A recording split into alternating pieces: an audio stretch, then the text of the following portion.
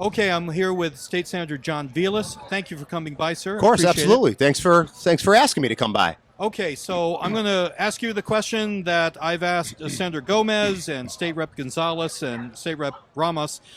We're going back to the legislature. What do you see as your priorities coming back? What do you see as the issues that you really want to tackle? Well, I mean, obviously, we've got the unfinished business of COVID.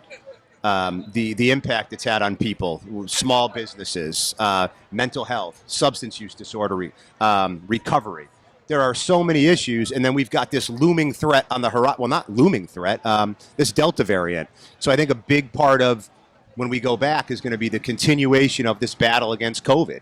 We need to put ourselves in a position as a Commonwealth to just maintain what I think has been a very good trajectory thus far, kind of balancing that. Obviously, we've got the needs of protecting everybody, and then we've got the need to protect many of our businesses that have been just absolutely decimated by this. One of the hardest things that I've had to do these past year and a half right now, and I can't believe it's been that long, has been to talk to small business owners and hear them say, you know, A, we're shutting down, or B, I don't know if we're ever going to open up again. So kind of just giving them targeted aid to ensure that they can get through this process. And if God forbid, and I want to be very clear here, I hope this never happens, this Delta variant continues to get worse and worse, and we have to respond as a government, a whole of government, to ensure that we're taking care of everybody that needs to be taken care of. We need to put businesses and people, everybody needs to be made whole to the extent that we can. Too many people are just being hurt by this. And then again, a big part of it as well is just the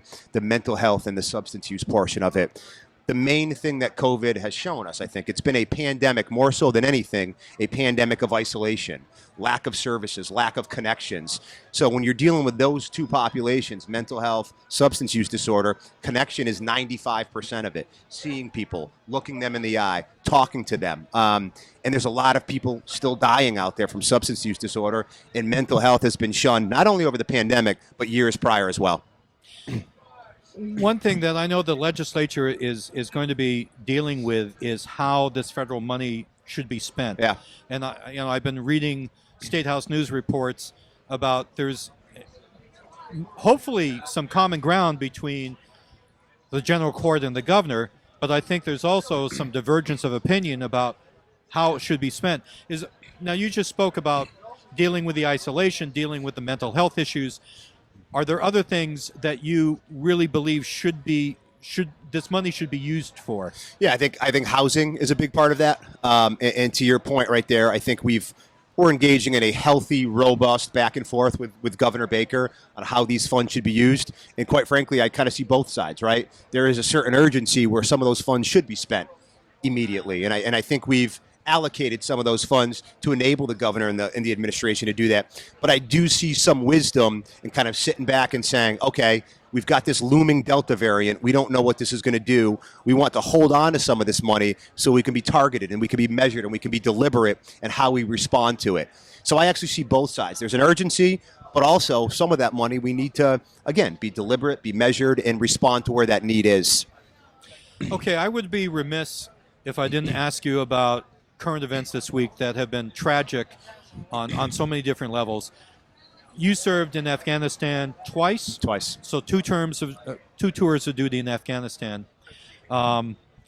This must be incredibly Heart-wrenching. Heart-wrenching. Yeah. That was the word I was searching for you. Can you give us some of your thoughts? Because you have to deal with this on two levels. You're a state legislator who undoubtedly wants to make sure that that the veterans from the Afghanistan war are taken care of and taken care of the right way. Of course. And you're a veteran of the Afghanistan war, and you have your own concerns that you have to deal with, emotional and otherwise. Yeah. So what do you think your role would be as a legislator first in terms of what you would like to make sure happens to help veterans in the state? It's really, every veteran is different in terms of the needs, whether it's PTS, whether it's TBI, whether it's substance use disorder, whether it's housing. There are so many issues. So my philosophy on the best way we advocate for veterans is you meet every veteran where they are. You know, my needs are vastly different from another veteran's needs that are out here. Meeting that veteran where they are. We've got an issue right now, and I think this is a very positive thing, where the fastest growing demographic of veterans is women veterans. we have been ill-equipped to deal with what I would say is going to be the influx of women veterans. There are all different types of needs confronting male versus female veterans. So shifting some of our resources and, quite frankly, some of our intellectual bandwidth to deal with women's veterans and what their specific needs may be. There's been some really groundbreaking studies on kind of the differences, even the desire of a veteran to say that they're a veteran is different if you are a male Right. veteran versus a woman veteran. Right. So there's all types of complex issue. With respect to Afghanistan, it's absolutely devastating. As I said to you a second ago, 3 years ago in Afghanistan, and you're seeing a lot of images from the presidential palace in Right. Afghanistan and Kabul.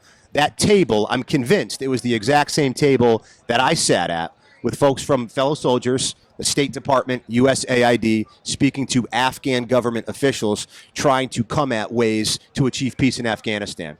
To see the Taliban at that table and outside the U.S. Embassy, where I spent an inordinate amount of time at that embassy, and the same thing, trying to achieve peace, is heart-wrenching.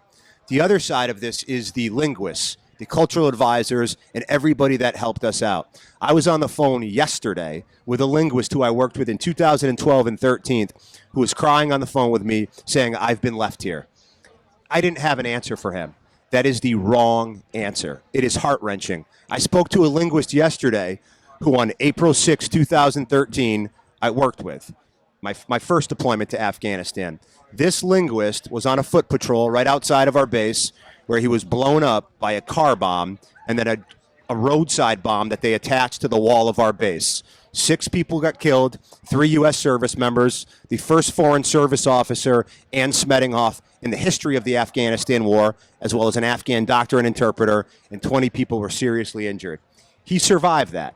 He is in America right now, but has an entire family in Afghanistan, a fellow linguist, and family who will be killed if they don't get out of that country. I would suggest that if we don't do right by them and get them out of the country, it will go down as one of the worst foreign policy blunders in the history of this country.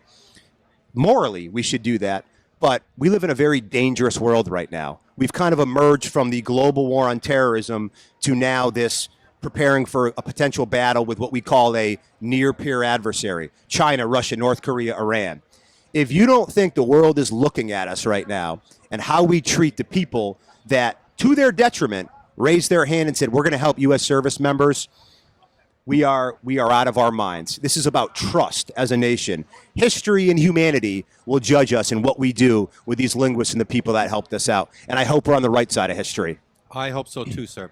Thank you so much for coming by. Really appreciate it. Anytime. Thank you. Anytime.